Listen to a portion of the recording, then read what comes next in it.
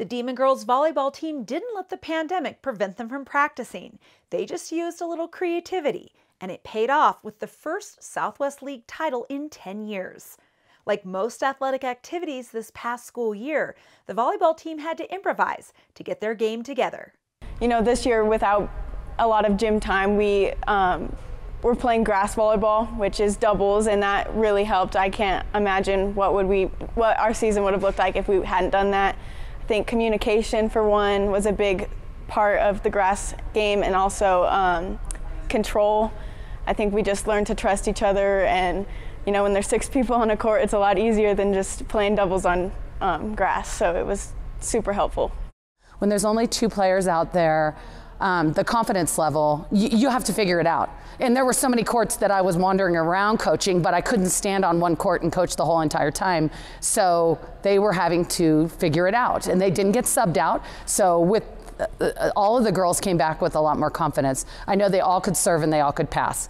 And I don't care if you play middle school, high school, or college. It's all about the serve and pass game. You know, whoever wins that usually wins the match.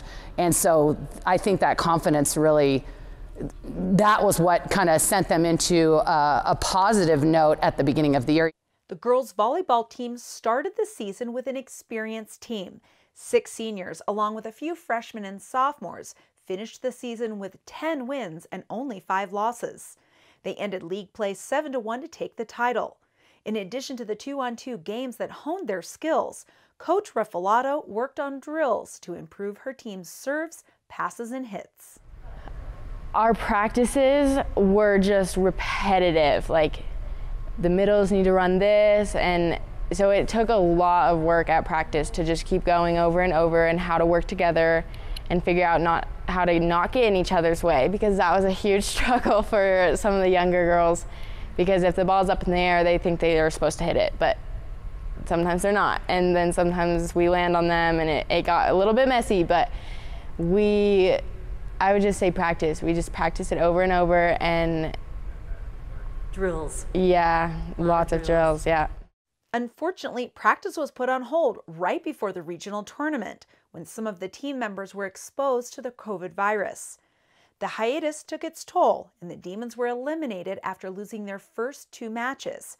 But for Paige Ammerman, who will be attending Minot State College on a full volleyball scholarship in fall, this year's disappointing ending couldn't take away the joy of finishing her senior year with a winning season.